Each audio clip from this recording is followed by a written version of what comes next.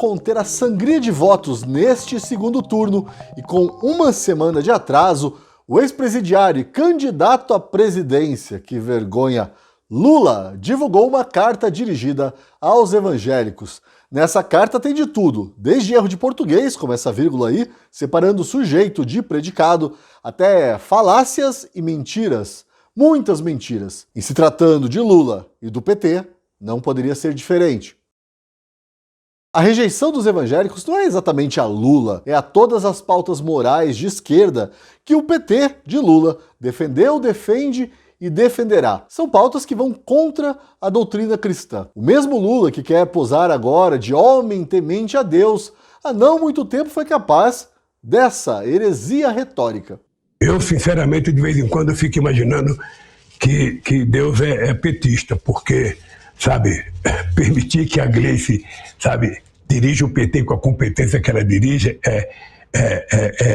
significa que ela é muito madura, muito responsável e muito competente. Mas faz parte do jogo, né? De 4 em 4 anos, vários políticos petistas que passam o tempo todo defendendo causas contrárias à fé cristã, como o aborto e a legalização das drogas, tentam seduzir o eleitorado evangélico com mentiras deslavadas, como essa que está no segundo parágrafo da carta. A grande maioria dos brasileiros e brasileiras que viveram os 8 anos em que fui presidente da República sabe que mantive o mais absoluto respeito pelas liberdades coletivas e individuais, particularmente pela liberdade religiosa. Só falta a Lula e ao PT combinar com os militantes, né?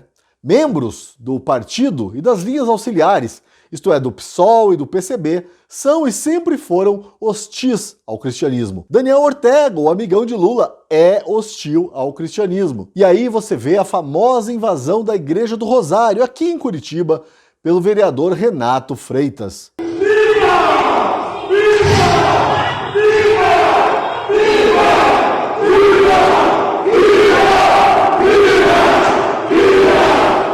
Ganha um doce quem adivinhar de que partido é Renato Freitas. Dica, a sigla começa com P e termina com T. Lula é tão narcisista que nessa carta aí ele diz que só há liberdade religiosa no Brasil hoje porque ele, enquanto presidente, sancionou uma lei sobre o assunto. É muita cara de pau mesmo.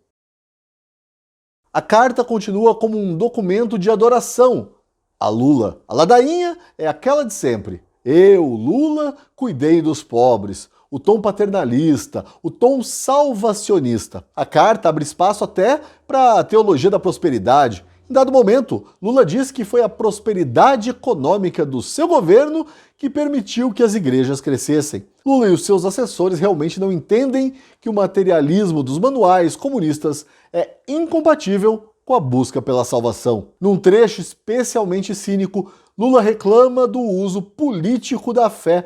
Vejam bem, o PT, Lula, a esquerda estão reclamando do uso político da fé. O mesmo Lula, o mesmo PT, a mesma esquerda que no primeiro ato de campanha disseram isso.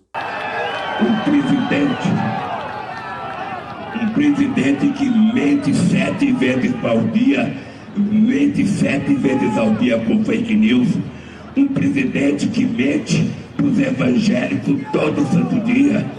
Vocês sabem que quem criou a lei que garantiu a existência do dia de Jesus foi no meu governo e foi o Lula que criou. Ele está tentando manipular, ele na verdade é um fariseu, está tentando manipular a boa fé de homens e mulheres evangélicas que vão à igreja tratar da sua fé, tratar da sua espiritualidade, e eles ficam contando mentira o tempo inteiro, contando mentira sobre o Lula, contando mentira sobre a mulher do Lula, contando mentira sobre vocês, contando mentira sobre índio, contando mentira sobre quilombola. E eu quero que ele ouça as minhas palavras. Não haverá mentira e nem fake news. Lula só esqueceu de dizer que no eventual governo do PT, bate na madeira, não haveria mentira nem fake news só porque ele pretende calar a boca de todos os que discordarem dele.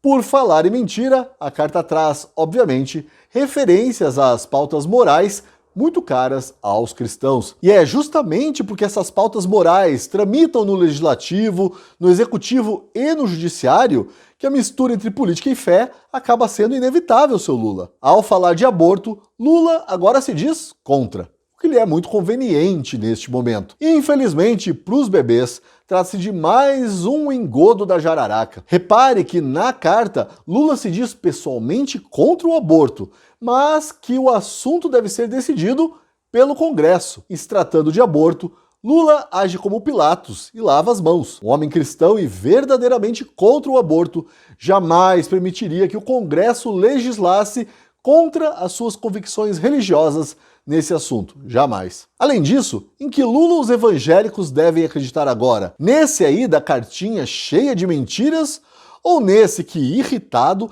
defende o direito da mulher a matar o bebê no ventre? Aqui no Brasil, por exemplo, Martim, as mulheres pobres, elas morrem tentando fazer aborto porque é proibido, o aborto é ilegal. Aqui no Brasil ela não faz porque é proibido, quando na verdade deveria ser transformado numa questão de saúde pública e todo mundo ter direito e não ter vergonha. Eu não quero ter um filho, eu vou cuidar de não ter meu filho. Vou discutir com meu parceiro, eu não quero. O que não dá é a lei exigir que ela tenha. Essa lei não exige cuidar. Lula é um revolucionário consequencialista. Ele tem por princípio a busca pelo poder, a exaltação da autoimagem. Não há princípios cristãos a norteá-lo. Lula falará o que ele acha que as pessoas querem ouvir, se isso lhe devolver o poder. Quer outro exemplo? Aqui está outro exemplo. Só pode ter saído da cabeça de Satanás a história de banheiro unissex.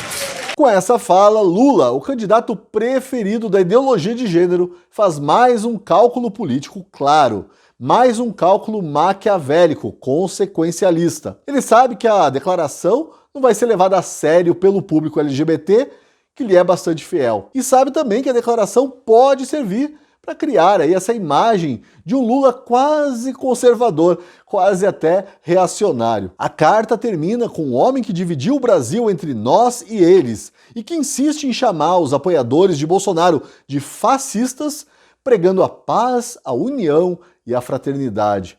Eu não sei para você, mas para mim é cinismo e mentira demais, mesmo por uma simples cartinha eleitoreira. Eles não querem só nos calar. Querem ter o controle da mídia, querem decidir o que você pode falar nas redes sociais. Essa é a hora de nos unirmos contra a censura. A Gazeta está fazendo a sua parte para defender a liberdade de expressão. Faça você também a sua. Precisamos do seu apoio. Você vai comprovar na prática o que é jornalismo feito com a convicção na liberdade. Você ouviu aí a minha colega Rossana Bittencourt dizendo que nós, da Gazeta do Povo, fazemos jornalismo convictos da liberdade. E ela tem razão. Nós somos hoje o único jornal tradicional que expõe as suas convicções. Por isso fica aqui o meu convite. Assine a Gazeta do Povo. Apoie o jornalismo que não ofende a sua inteligência, que dialoga com você, que compartilha dos seus valores e que defende realmente a liberdade. Para assinar a Gazeta do Povo, hoje você paga apenas 99 centavos nos primeiros 2 meses. Por 99 centavos nos primeiros 2 meses, você tem acesso também às minhas colunas, que são restritas aos assinantes. Na de hoje, eu compartilho com vocês uma epifania. A Constituição brasileira é toda irônica. Por isso é que os ministros do TSE e do STF fazem o que fazem. Como é que ninguém percebeu isso antes? Para assinar, clique no link da descrição. É rápido e fácil. E não se esqueça de deixar o seu like, de comentar, de compartilhar e de se inscrever no canal da Gazeta do Povo. Até amanhã!